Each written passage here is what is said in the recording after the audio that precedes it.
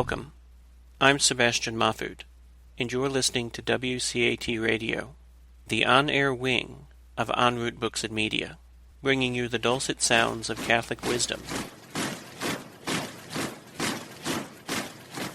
Welcome to Living the Gospel of Life. I'm your host, Leticia Velasquez. Let's start with a prayer in the name of the Father, and the Son, and the Holy Spirit. Amen. O Mary, bright dawn of the new world, Mother of the living, to you do we entrust the cause of life. Look down, O Mother, upon the vast numbers of babies not allowed to be born, of the poor whose lives are made difficult, of men and women who are victims of brutal violence, of the elderly and sick killed by indifference or misguided mercy. Grant that all who believe in your Son may proclaim the gospel of life with honesty and love to the people of our time. Obtain for them the grace to accept that gospel as a gift ever new, the joy of celebrating it with gratitude throughout their lives, and the courage to bear witness to it resolutely, in order to build, together with all people of goodwill, the civilization of truth and love to the praise and glory of God, Creator and lover of life. Amen. In the name of the Father, Son, Holy Spirit. Amen.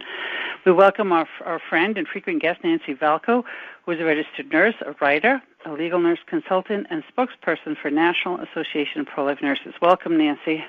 Thank you, Leticia. I'm glad to be here. It's great to have you. I always think of you in times like this.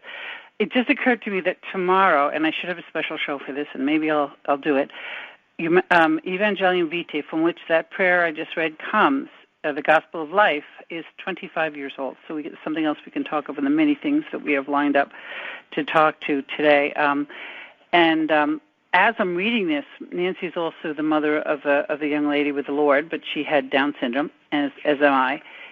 It occurred to me the attitude of some people in our culture regarding the special needs and frail elderly and sick that are most vulnerable for the coronavirus. And the attitude is, well, they're going to die anyway. Better off without them. That really hurts, doesn't it, Nancy?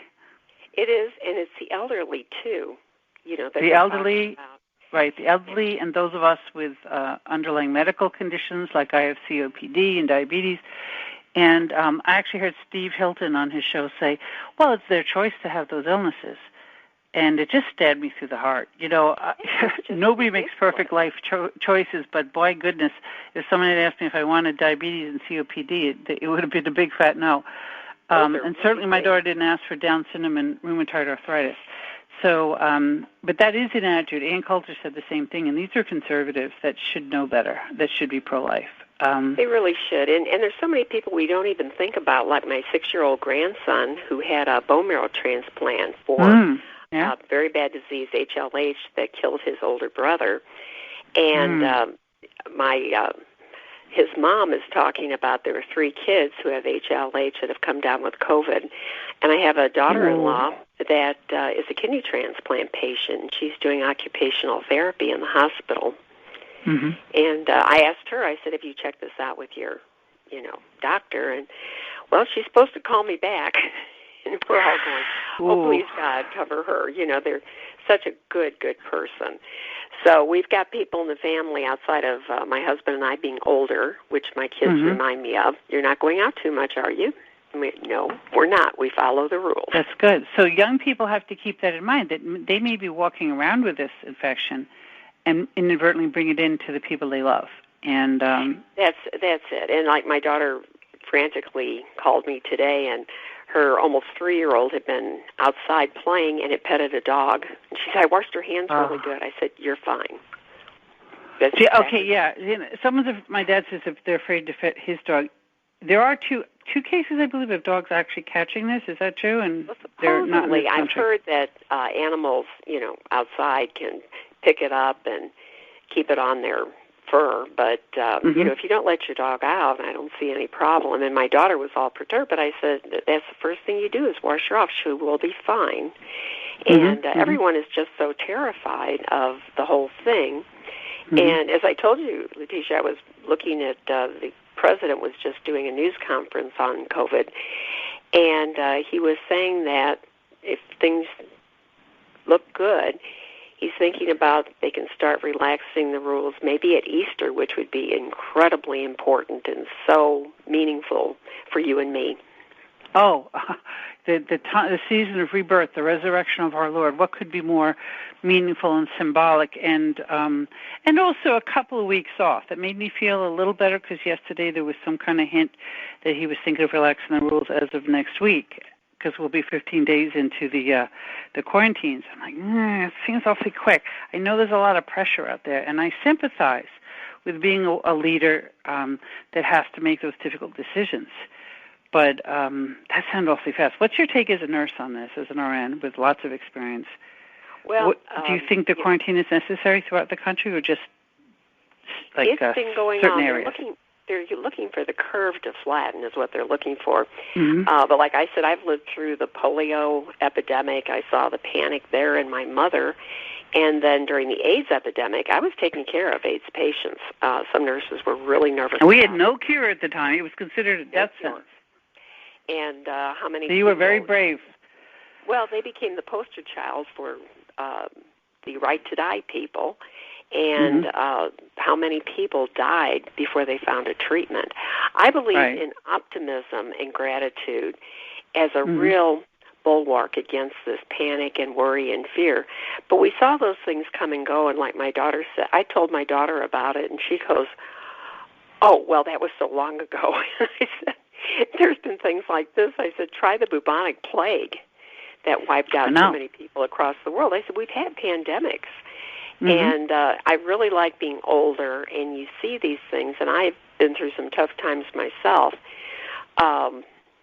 And one thing I found that was the most important is not panicking. That's the biggest advice I can give to the young parents, is your kids will pick up your panic. Yeah. And that's the worst possible thing for them.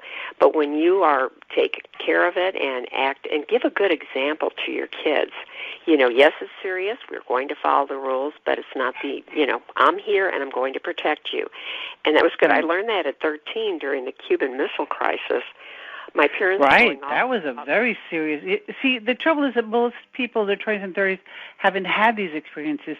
Well, they might remember 9/11, but somebody who's 20 will not have remembered it. They might have been a baby when it happened, or they'd be 18, like my daughter. But it's certainly not part of their experience. My parents. Huge missile crisis. We thought the world was coming to an end, right? Oh, we did. We thought the bombs were going to drop, and my parents were going on a golf trip, and I was hoping they cancel it, but I overheard my mother say, "Well, if the bombs drop, I want to be here with the kids." My dad goes, "They'll drop all at the same time, so we'll all die together. So let's get on the plane." Oh my goodness! Imagine hearing your parents say that. And I have these 4 little kids I'm responsible for, and I'm going, "Wait, what?" But I learned at that point, you can't panic. I'm thinking, there's no desk to go under. I guess we go in the basement. I started thinking ahead. Oh, you didn't have a bomb shelter? No. Yeah, but we didn't have a bomb shelter. We had a basement because I'm 13 years old. I go, what are we going to do? There's no desk like they told us at school. Well, I remember the duck and cover under the desk or in the hallway. Well, and I always heard planes coming when that was going on. My imagination as a child in elementary school was always like, wait a minute, is that a plane? We lived on the flight path. There was actually a plane. Oh my gosh, you always heard a plane coming. Oh yeah, we heard them all the time, and I've witnessed 2 plane crashes. So, yeah, wow. But I've learned that the biggest thing is once you panic, you cannot think. Right. And even at 13, I knew my job. I couldn't tell my parents I eavesdropped. It was an accident, but I decided I'm going to have to do it and let me think what I can do. And we didn't have the internet. The TV was, not all that great. But that's the thing. You live through some things. And like my husband and I both go, we're so glad we're not young anymore. Because we've got gives you a sense of perspective, right? You can put this all in perspective. That's it. And we found so much, like with me in some of the worst times, was my go-to was the rosary. Always the rosary.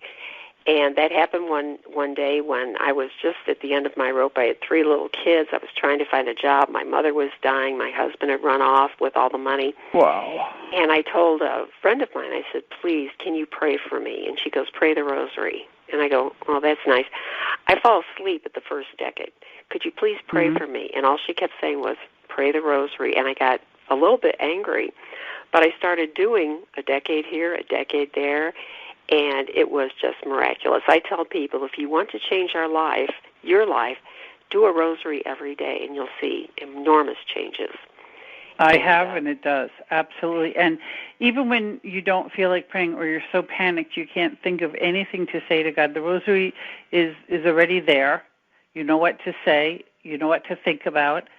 And I always compare it to a plane leaving the ground. You may not feel anything when you start, but that rosary helps you gain altitude, and you get close to God by the end of it.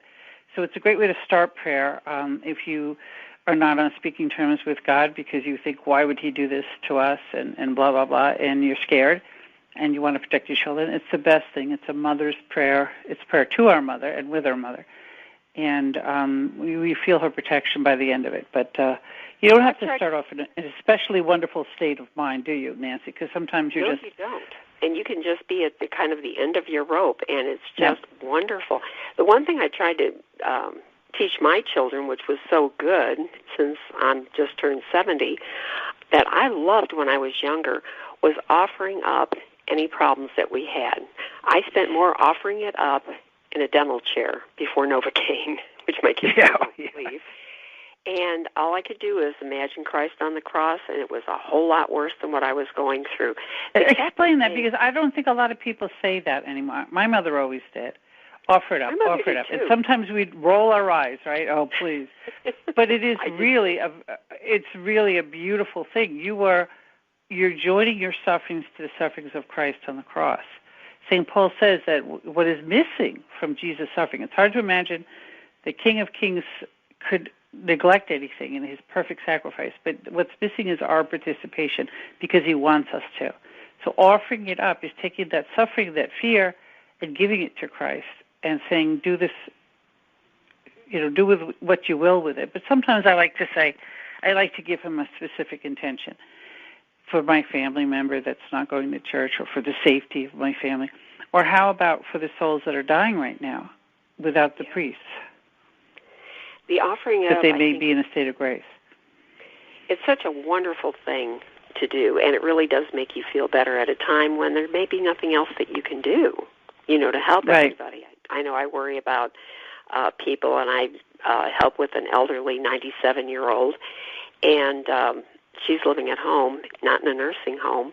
I was just reading about... It's probably safer at home. Well, yeah, I had read about the Washington nursing home, and it was pretty bad. They didn't realize, and they had a Mardi Gras party, and 5 of their residents and staff died. 35. And they had no idea. It must have been a staff member, right, Nancy, that brought it in? I mean, unless, I guess, a visitor. Know. They have no idea. They never will. And probably better off, because that person didn't intend to. We had no idea, Oh, they go like that. Well, actually, there's a big thing in ethics now. I'm seeing it in the medical journals is what do we do if we only have ventilators for some of these COVID patients? This is an old argument. And we've got one ventilator, and there's 2 people, and one's like, that was on CBS Sunday Morning. One's a 22-year-old, and one's an older guy. Which one do we give it to? This is the old lifeboat thing. They're bringing that up. Yeah, we used to do that in school. Who deserves to get in the lifeboat? The woman who's pregnant, the priest, the scientist? I know. And you had to pick whose life was more worthwhile. What a terrible thing to have to do. They go on this, this has been coming around for a while. It's called Quality of Life-Adjusted Years. Life years, yeah. Mm-hmm. And that has been used, the disability. You get a score, right, Nancy? They give you a score, they give a little survey, and they give you a score. They give you a score. How much do you have going on? The disability people go, we're going to be at the end of the line here if we're young. Yep. But this is how they're getting people to think, and it's almost like this push for assisted suicide. They've gotten people to kind of change their attitudes. Well, what would you do? Well, if you can't make a choice, then you can't blame anybody else. And they're talking about the COVID-19, Compassion and Choices is a big euthanasia group now. And they're talking about using the COVID-19, and that could help get more appreciation for assisted suicide and telemedicine, because they hope to, and they tried in Hawaii to get a thing in the law. Wait a minute, assisted suicide by telemedicine? Oh, yeah. In other words, you give your doctor a phone call, and you go to your local pharmacy and pick up drugs to kill yourself? Well, they've been trying it. I wrote about it a while back. They're doing telemed abortions. Why not tell you? Oh. It's exactly the same thing, and I wrote about that before, where they explain how that happens, Nancy. Telemed abortions. and that was absolutely crazy, is in places where they don't have a lot of facilities. And on a telemed call, they talk to somebody. Now they want nurse practitioners and people to do it. It's not just doctors when they talk about abortionists. Oh, no. And they talk about it, and then they can get the pills, and where's the follow-up? What if they can't the RU486 pill, correct? It's a very scary thing, and if anyone has seen the movie Unplanned about the abortion, it's not quite as simple as they make it out to be, is it? No, and they have a lot of complications from it, and parts of the baby can be left. It's very dangerous for the woman, too, which a lot of people don't realize. But I wrote a thing on that because the Planned Parenthood people say, oh, no, it's just like a heavy period. I read what they have on their website, and it's not like that for many women. And well, especially consider the age of the baby. I had 3 miscarriages at 7 weeks.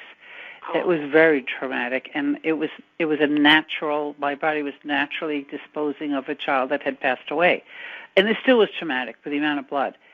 I can't imagine. The FDA has approved the drugs for 12 weeks, so a child that's far more advanced in gestation than the child I had. I can't imagine what that's like, and you're forcing your body to dispose of the child. Well, my miscarriage happened at 10 weeks. Oh, that must have been awful. The bleeding was enormous, and trying to get to the hospital, and what they had to do was the baby was stuck in my cervix. Oh. So I had to go to the emergency room. They came out with it. The next day, it was just a lot of blood. My blood pressure was low, but being a nurse, I told the person taking my blood pressure that I always run really low, so don't worry about it, so I could get out. Yeah, but you're a nurse and you got to the hospital. A lot of these women, they haven't... Yeah. If they go to the hospital, they're not seeing anyone they know because the abortion doctor doesn't have privileges at the hospital, so they're a complete stranger. So anyway, that reminds me of my next topic. Planned Parenthood is making sure that we have abortions in this emergency because everybody knows that killing your child is an essential service that must be covered. And actually, the blowback has been that several states, Ohio and Louisiana and I believe Texas, have said, no, abortion is elective surgery. We're not going to take precious masks and PPE, that's personal protective equipment, and possible other medical equipment and use it for abortion when we need it for patients that are actually sick. Pregnancy is not a disease.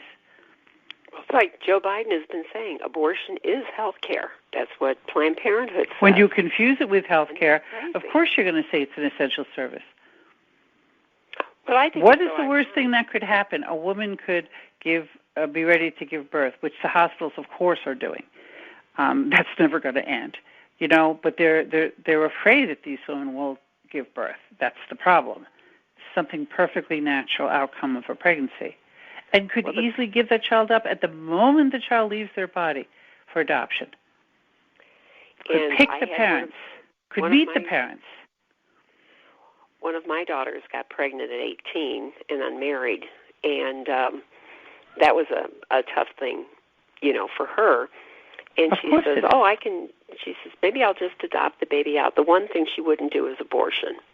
And she found out all of her pro-choice friends were so happy that when she decided to have the baby. But when she's talked about having an adoption, they said, how could you give your baby away? It was a very strange thing. And my that's something I'll never understand. I don't knowing get it adoptive either. Parents that are wonderful parents and happy children. But I helped deliver my grandchild, and I was the one who cut the cord, and she is now 21 years old, and we see her, and she was adopted by wonderful people. Yes, it was an open adoption, and we actually had her 21st birthday here at the house. That was one of the celebrations with everybody from here. And so much, the parents are so grateful. Like they said, they'll always be grateful to my daughter for what she did. It was not an easy thing to do. No, it isn't. But as I say to the women in the pregnancy center, there's no easy way out. Once you're pregnant, none of the choices are easy. And if you think abortion is, it's because you don't know anything about it. My daughter was a real wild child, and I said, well, there's only one option I won't support. And she says, Mom, she says, of course I wouldn't abort.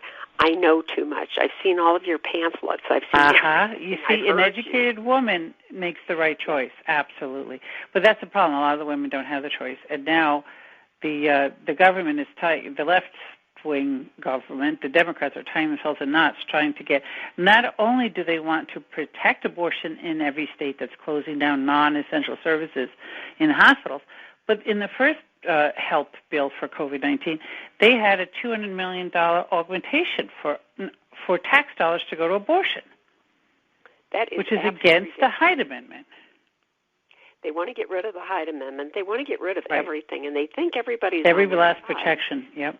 But they aren't, and the polls show most people are against most abortions. I mean, they can't get around that, and they certainly don't want to pay for it, even if they don't mind abortions. A lot of people, most people, don't want their tax dollars going for it. Now, of course, they do on the state level if you're in a liberal state, but at least your federal tax dollars don't go towards it because Medicaid abortions are the majority of abortions, I believe.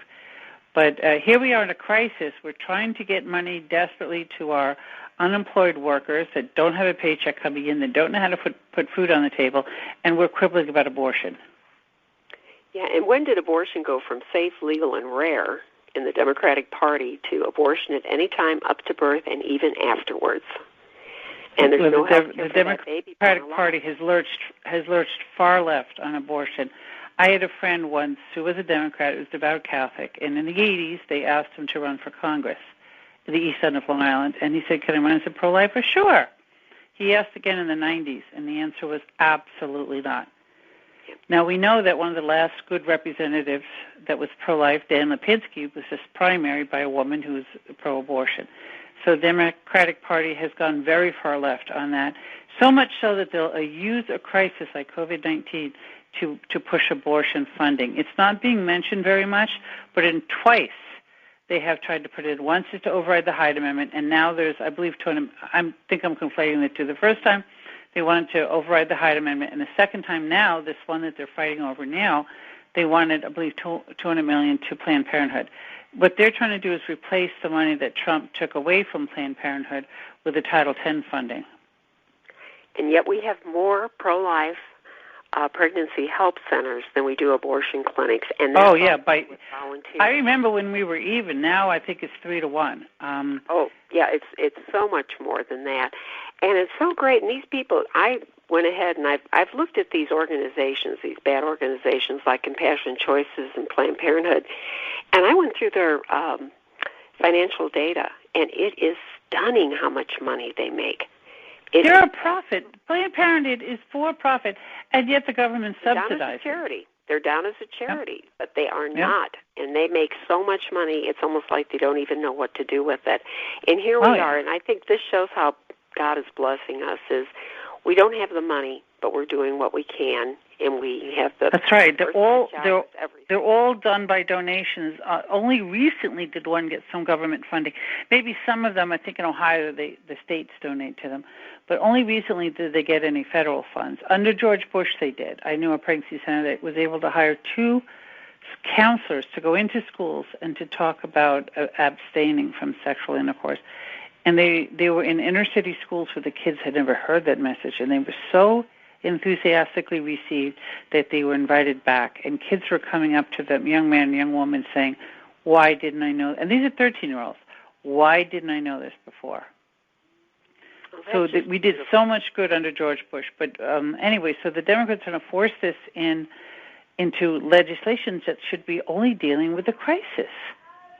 But they want to fill those Planned Parenthood coffers. Let me guess why. You think those Democrats would get campaign funding from them?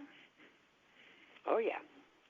I think they promised to spend $500 million on political campaigns, and we know it's all Democrats. There's very few Republicans that are openly pro-choice. There are, but very few, because the party platform is pro-life. And Democrat platform is pro-abortion, 100%. Let's remember, let's not lionize Governor Cuomo in New York. He may be doing some good things with the COVID-19, but he's the one who celebrated abortion until birth. Celebrated it, had a big celebration. It lit up the Empire, wasn't the Empire State Empire State Building lit up in Planned Parenthood pink, and some of the bridges, and it was a big celebration. It was so morbid. It was so sad. Well, personally, I'm more afraid of the abortion and euthanasia movements than I am of COVID. Mm-hmm. Well, there's definitely higher death numbers, aren't there? It absolutely is, and it just gets more and more. And I look at these bills when they come through, particularly on the assisted suicide thing, and I see stuff in there that is just crazy. A lot of them we've been able to stop, but if you think they keep coming back. I think Connecticut had our fourth round, Nancy. Our fourth round with assisted suicide. Oh, we got it down, but in Missouri, but we just won again in Maryland, which was really interesting because that was expected to go. And I was up there doing talks, and I talked to a legislator who apparently was on the other side, and I told him what the bill actually says, because we need to educate our legislators, because most of the time they don't read the bills. They depend on lobbyists to tell them. Right, or they get talking points from their party, and it's inaccurate. And they don't know. And I sat there and I told them what it said, and then I told them, I said, as I have to tell you as a nurse, if I ever harmed a patient, much less killed them, even by accident, I would have to leave my profession. I mean, I would be so upset. Do you realize that this bill, and I showed them how there were so many unnecessary ones, the people that didn't take the pills and no one follows up, and quite a few people, about a third of the people who get a prescription for a lethal overdose don't take it, and there's no follow-up. He had never heard that before. And I said, are you willing to take that responsibility when you sign this bill? There will be unnecessary deaths. Can you live with that? And he, and what was interesting is afterwards they had many legislators who talked about they had to vote on a capital punishment bill, and it just tore them up. They said, we just, it's so horrible. We're talking about a human life there. I tried to remind them, you're talking about a human life here too. And that really does make, hopefully, a difference. But we've got so many things. I wrote a blog on this recently about the COVID-19 and about my friend Melissa. And she had gone through World War II, and, like I tell my kids, you have no idea what those people went through. That was years of sacrifice and turmoil. They didn't know what was going to happen. And she had 7 children. And I said, how did you get through it? And she looked at me puzzled, and she goes, well, we did what we had to do. Like I say, she's one of those people we celebrate as the greatest generation because they had the values of personal responsibility, duty, honor, and faith. And one of the things I hope comes out of this is that we turn away, and our kids turn away from the materialistic keep up with the Kardashians thing to those wonderful qualities and how they deal with and as selfishness. They have to be entertained 24/7. Like people, a week at home and I'm going crazy. Think of the deprivations of World War II. They were rationing all kinds of food, rationing fuel. You never knew when you were going to get bombed. You had family members that you may never see again, head of households you may never see again. And that's only in the United States. If you were in Europe, it was 10 times worse. You never knew what, much more higher propensity of being bombed, losing your home. You could have been sent to the gas chambers. Horrible. Your own neighbor could have denounced you if you were in Germany. Absolutely horrible. And that continued for the people that they don't read it anymore. It's I taught history in high school, and my kids all failed the class, and they failed the state test because I taught World War II. I taught the Revolutionary War. I taught 3 branches of government. Guess what happened? The test only contained the Vietnam War and the Civil Rights Movement. That's it. There was one question in the Civil War, nothing about World War II. So kids don't know the history. And unless they listen to their grandparents, and they're not, they got earplugs in their ears all day long listening to the propaganda of the media. They don't know what we endured as a generation. Some people don't even believe in the Holocaust anymore, Nancy. It's absolutely stunning. Or they don't understand the horrors of communism. They killed 60 million. The whole population of Italy were killed under communism. And they think it's wonderful and cute. Communism is just free college, free everything. Yeah, they don't question what you have to do as a society to get all that money. Where does it come from? Who gets to decide where it's spent? What kind of liberty do you have?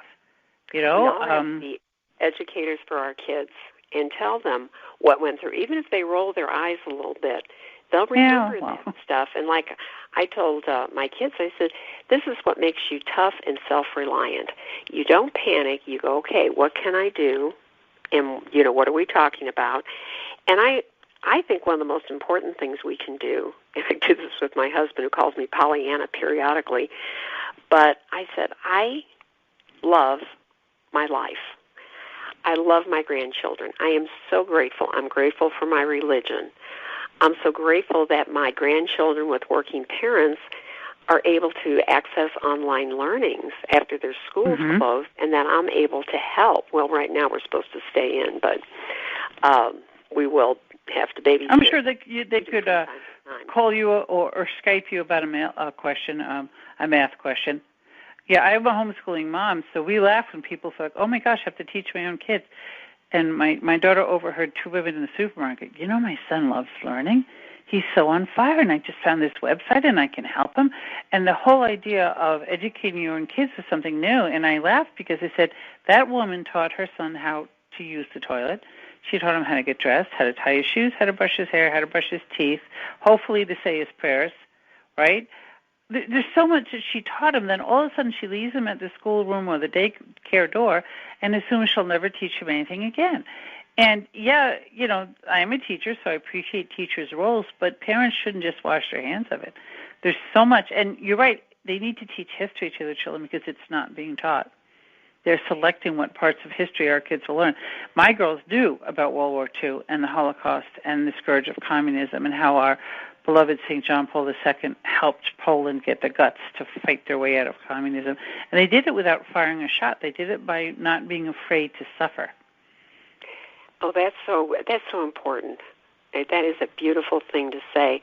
My daughter is going to be putting her almost 3-year-old in school in the fall, and she has already picked the John Paul II Institute, which is wonderful, and it's a mix of. Is this school called the John Paul II for little 3-year-olds? Oh. Yeah, they do have a thing for these kids, That's and wonderful. The kids do well. And of course, John Paul II is my hero. He's always been my hero. Oh. And my mother drew a picture. She was a painter, and she did paint one of Pope John the 23rd.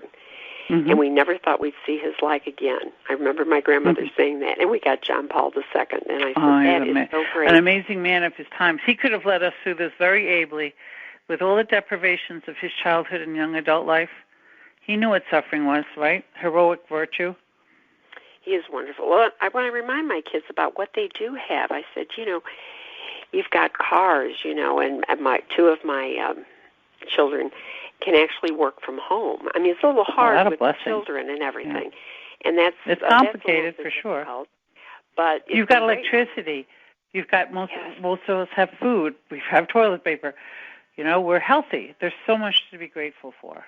Well, they had me for a while, you know, to help out, and then when we got banished to our homes here in Missouri, it was different.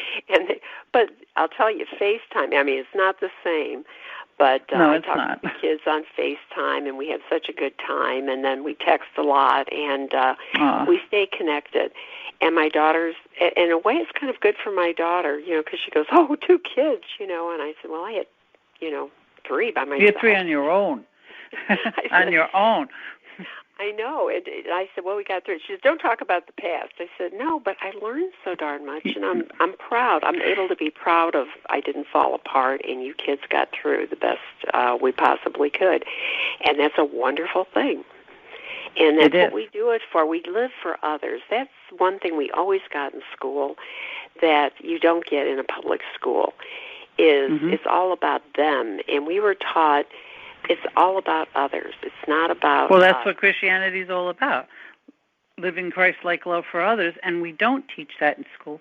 We teach narcissism.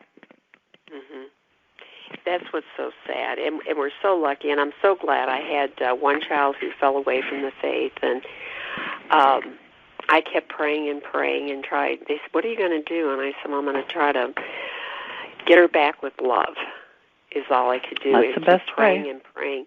And she was so far over the edge, and I thought she would never come back. And then she had a student teaching in a Catholic school, and she went, oh, my gosh, this is so different. And when her daughter was born, she was taking the baby to daily Mass until she got more audio than visual. But it was so great, and she is just so so grateful for a Catholic faith now, so we can never give up on things. People have told me, oh, that's not going to work, and sometimes it does, and the fact that we try. And like I told my kids, I said, seeing the grandchildren just makes us so happy. That's the greatest gift, is what you gave us, and these children are so wonderful, and they act different around you guys than they do their parents. And I said, they're just wonderful, and that's what I love, and that's what I miss now. So I'm offering that up. So I can't. See, we all have little things that we can offer up, that we can give to our Lord as gifts. This is a great opportunity to bond as families, to realize some skills that you left behind. Like I dusted off my old violin, and I'm going to see if I can get it tuned and play. I couldn't play it while I was raising kids. I was too busy. So I've been cooking more, trying new recipes. The house has never been as clean. Even my daddy's going to the basement and discovering the cobwebs. Look at all the good things this is doing for us, that we are always so busy. We are, and to have time to sit and think and to clean the house, I know what you mean. It's just like all of a sudden it's like, gee, this isn't bad. There's so many things we can do. And we may never be the same. Even if we go back to normal life, we might remember this, and I pray we do. Remember the time we went bike riding with the kids when we haven't done that in a long time. Built an indoor fort or an outdoor fort if it's warm enough. Just take a walk as a family and have those family dinners, because before you know it, the time to have that family home is over, and there's no redo. Too. Here all the churches have closed, and that has been the hardest thing, is we can't receive communion. But like when we were still allowed to, we had the kids down and we watched EWTN Mass. So did we. I saw one of my grandkids was just fascinated by the music, and they sang in Latin, and it was just so beautiful. And that's another deprivation for us, but it's going to be so great when we get back to when we are again, history comes to our rescue. We look at EWTN is great for teaching you Catholic history, and talk about like the Catholics in China or under the Iron Curtain that could not receive communion for a long time. The saints in Roman times, the Christians under persecution, many times of the world. St. Clare herself was too sick for communion for Mass, and our Lord allowed her to see it. So she's patroness of television, right? She was able to see the Mass, sort of like we were doing on EWTN, right? They do. Do you know there's a Saint Corona? Yes, I heard that. What do you know about her? I just read about that. She was a virgin martyr. Back in the day, and with, I think, a soldier. And I read about it, and I thought, isn't that something? And I remember when my kids were younger, and they were pretty upset about their dad, and I thought, who my heroes were when I went to school were the saints. So I got them a book of the lives of the saints. I said, read this. I felt this is good. These were my heroes. And they came up to me afterwards, and they said, well, a lot of them got killed. And I said, what's important about that is that there are things worth dying for. Exactly. That's the thing about it. And death is not the worst thing that can happen. Death is not the worst thing. The worst thing is losing heaven.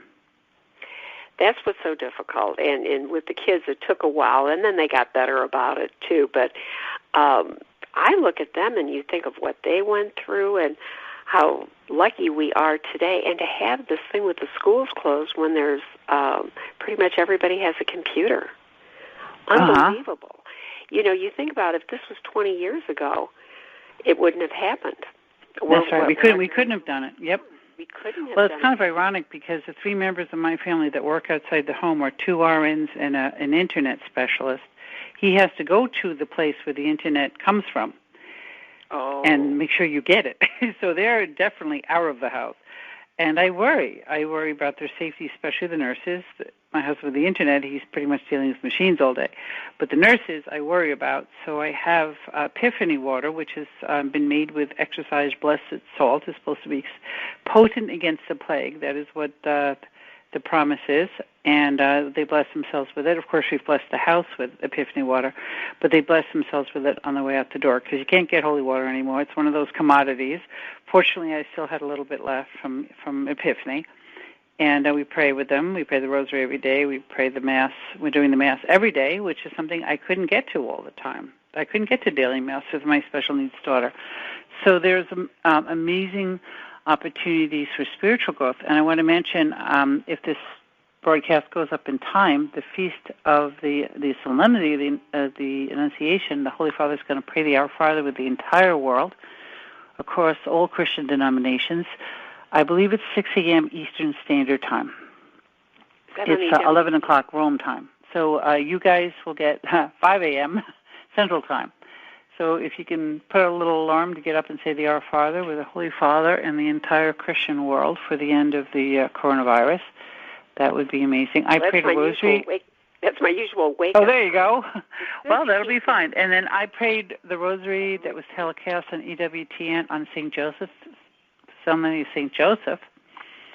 And many people around the world were praying. I don't know if you knew about that. The Holy Father gave a little talk, and then we had this beautiful, beautiful rosary from a church of St. Joseph, somewhere in Rome, just stunning church with beautiful singers, little meditations. It was just beautiful. It was amazing. And guess what? That day is the day that this hydroxychloroquine became approved by President Trump. That's when he announced he was going to approve it. It may be a game changer. What do you think about that, Nancy? Well, it's interesting. It is an FDA-approved drug already, which is why they can go ahead. They don't have to do all the testing. That's right. There was a vaccine. It's not going to kill anybody. Yeah, it's not lethal. They did come up with a vaccine in record time, and it started human testing very, very quickly. But it takes like a year to go through all that, where this thing that they use, it's an anti-malarial drug. And one of my friends was a missionary, and she says, it was all down there. She took it, and she said, what we were saying, too, is you don't hear so much about Africa. So many people, were places that have a lot of malaria. I saw that graphic that the places where they have active malaria, there's almost no COVID-19.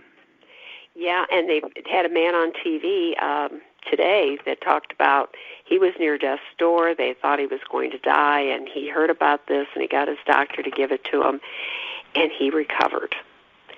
And was that the gentleman in Florida? I saw that testimony. Yeah, it was, some people said it was anecdotal, but the good thing is it has worked, and it has been pretty safe, for most people. You still need a prescription for it. It's not like you can go out, and unfortunately, like we were discussing before, one man misread what it was and took the pills from his fish tank and died, which is just insane.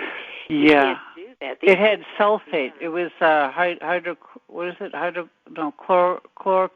and it had sulfate. One extra chemical attached to it can make it lethal. Well, and I always warn people, too, about all these things touted on the Internet as, well, this will help and that'll help. You have to kind of listen to the experts, and I've been keeping up on all this stuff, trying to end this malarial drug, anti-malarial drug, I thought sounded really promising, and some people poo-pooed it, and the testing's going on. But I had gone and looked at, they've had testing in some other places. France had it? And it was working. Yeah, it was a small group, but it's working. We don't have time to sit there and analyze data. As long as it can't do harm and there's a possibility of it doing harm. That's why I really admire Trump for his right to try legislation. How many times have people dying of cancer wanted to try a new drug and could provide some essential data? I mean, it's immoral to test on humans, but if humans are desperate enough, like with COVID-19, they say, just give me the drug. It's never, it's been proven safe for many years. Let's see if it helps, because we have no other choice. There is no other treatment that has worked. And I've seen things. I used to work in oncology. I spent 8 years in oncology. I graduated 51 years ago. And part of me still feels a little guilty. I'm not on the front lines with my friends, and it is tough out there. But when I worked in oncology, we had some experimental drugs, and we'd explain everything. And I remember one woman that was just lovely. In fact, she wanted her granddaughter to stay overnight for a last slumber party, which we did. And they offered her this experimental drug that was to be injected into her brain. And it was pretty scary. And this woman was older, and she knew all the pros and cons, and she says, no, I want more time. And so they did it, but all of a sudden she just got so much worse. And 4 times we called in the family because we thought she was imminently dying. And then one day she turned it around and left the hospital and was still cancer-free years later. Wow, do they use that drug now? They probably do, But it was just a last-ditch thing, and it worked for her. And that was, you can never say never. And I had one man that took an experimental drug, and it did not work. And people said, oh, why did he do that? And I said, I talked to him, and he said, I want my kids to know that I fought to the very end. I want them to know their dad was You did it out of love for your family. You really, there's nothing wrong with that. Things in the cancer ward, you do see a whole lot, and that was when we didn't have very much, but we did do some good things, and we're seeing even more. But I've seen people take these experimental drugs. Sometimes they work, sometimes they don't. But it was very, very interesting, and so I believe, this thing with the antimalarial drug, it looks good, it may not be, but I'll tell you, it's really a cause for optimism. That's great. And when do you think we'll know if it's effective or not? When is a reasonable amount of time? Well, the medical community wants study after study. They study things. Of course they do. And I appreciate that in most circumstances. You want things that are tried and true. But when you're in the middle of what amounts to a plague, it's not the time to be picky. And I'm glad that I think New York's Governor Cuomo has thousands of hydroxychloroquine prescriptions going out. They're really amping it up. We will know from this. We're actually there's plenty of numbers there for sure. Yeah. I think this is wonderful. And I read studies. I write for journals, and I've done research papers with people. And it's really interesting with the research papers. So many times you'll hear in the media, oh, this thing or that thing. And I read the research paper, and many times it has to be retracted because it wasn't done just right. Or they're a little premature, huh? Well, a little bit of bias, too. They've had to take some papers back. Yeah, but this is going to be different because the whole world's watching. It'll be very hard to fudge the data. Well, we are having the experiment right now and see what happens with this. But I really want people to pray for the people on the front lines. Part of me feels a little guilty for not being there, and part of me is happy that I'm not exposed to it. But I remember during the AIDS epidemic, many nurses, they go, oh, my gosh, because at first we didn't know where it came from. They really didn't know what caused it. And it was really frightening. And my mother was so upset. She said, why are you taking care of these people? I said, because that's my job. And I'm as careful as I can be. And you're in a very noble profession that's very, very important to our society. I was saying to another show guest that it's funny that the people that end up being the most important in this crisis are sometimes the lowest paid. And I don't mean nurses aren't always well paid, but I mean the grocery workers, the truck drivers. These are people that bring food to your table, and you don't realize how much you need them until a time like this happens, and you realize, wow, these people perform some pretty essential services. Well, it proves that we all are essential, too. Everybody's got their thing to do.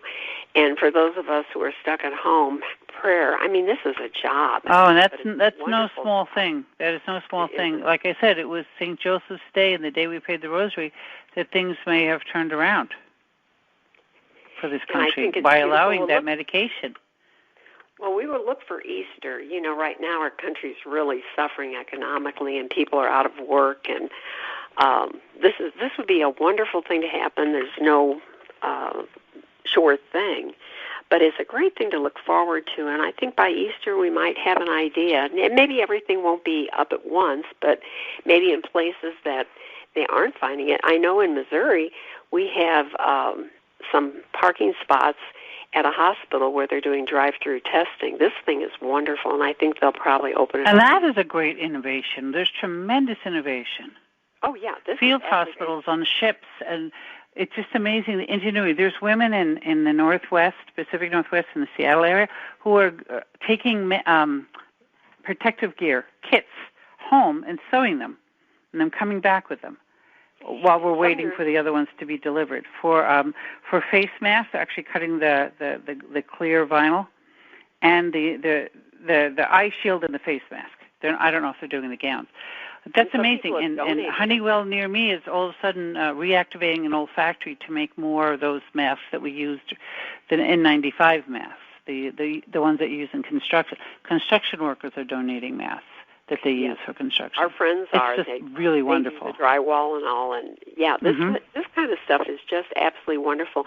And if we all pull together, I think we become a better country. The one thing I'm happy about is once they started with this thing, we didn't hear too much about politics. Nobody cares anymore. If this could help, other than the bill, the transgender thing, and all this global warming, and this all kind of got a rest. Yeah, we all pulled together as a country, like we did during 9/11. I think that was another time of great unity. I was so moved by 9/11 and how everybody came together, and that was so beautiful, and then it didn't last. But we need to do it. Unfortunately, we never learn our lesson, Nancy, do we? Well, we're not in heaven yet. Nope, we have very short memories. I mean, remember how many more people came to church? Oh, yeah. Right after 9/11, it was literally packed. I didn't know there was this many Catholics in the area. And, only a few weeks. And we were in New York. I mean, I was in Long Island at the time. I knew people in the towers. Fortunately, everyone I knew came out alive. I'm so blessed. But there's a little girl whose daddy was a fireman in the buildings, and she made it. And everyone was so grateful. They gave the mother, and this was a family of 8. This was the 8th child. So many baby clothes, she didn't even get to wear some of them. And my little Christina benefited from that. But it just struck me. I said, wow, here you are pregnant, and you don't know. Because I was pregnant with my little one at the same time. You don't know if the dad is going to make it out. And I had a little trouble nursing Chrissy, so went back to La Leche League. I'd been a charter member with my first child.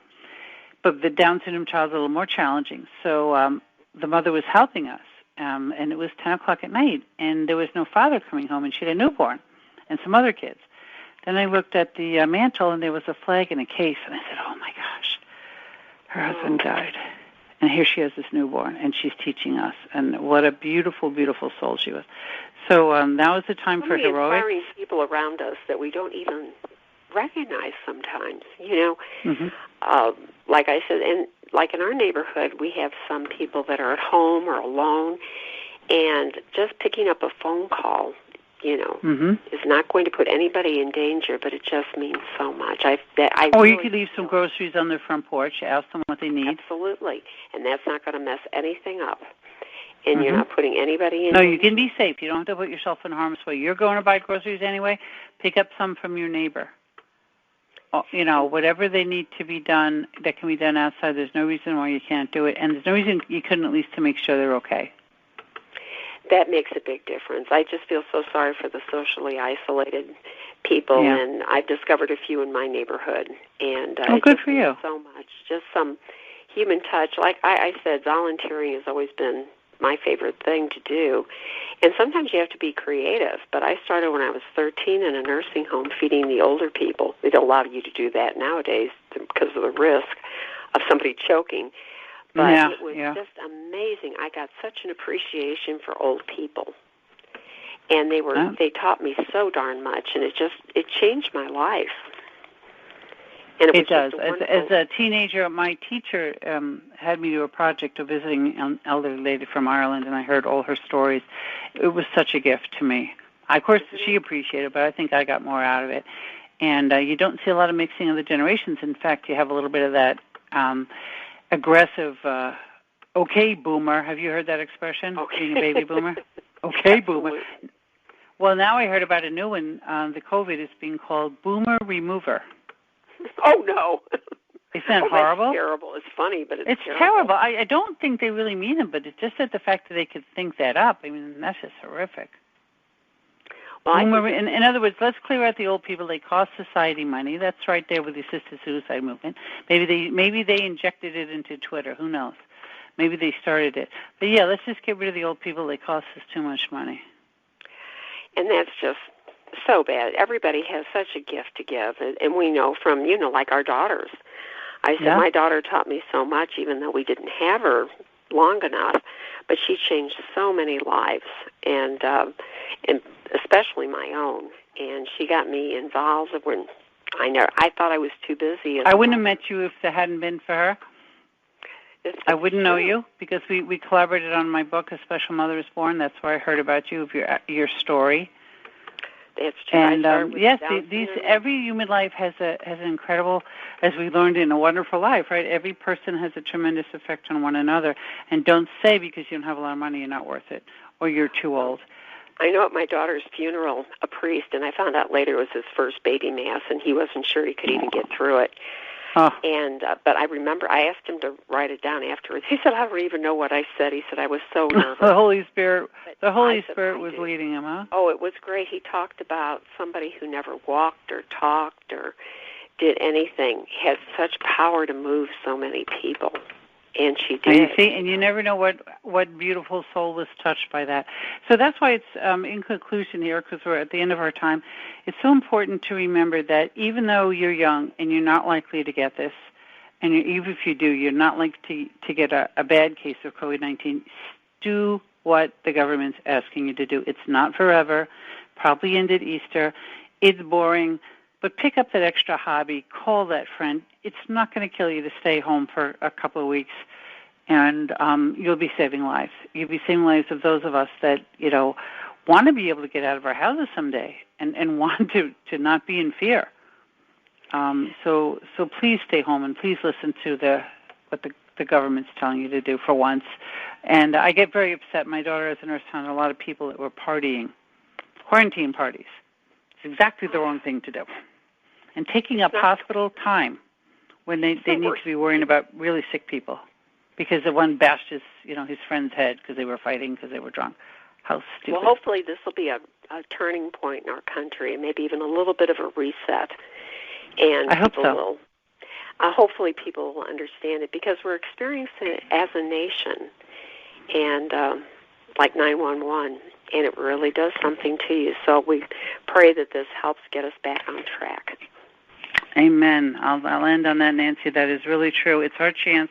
God sometimes has to use a megaphone because we're thick-headed, we don't listen, and speak to us and to remind us how much He loves us and how precious life is and how important it is. All right. Thank you, my friend. We'll talk again.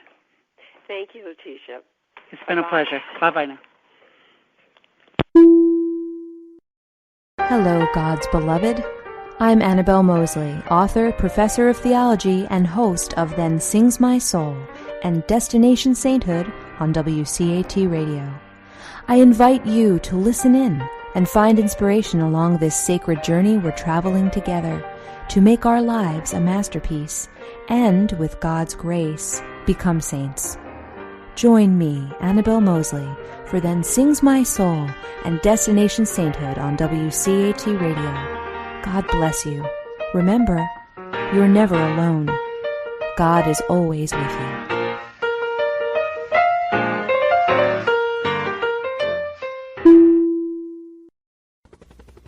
We hope you enjoyed the program and will join us back for another show on WCAT Radio. This is Sebastian Mahfood. Good day.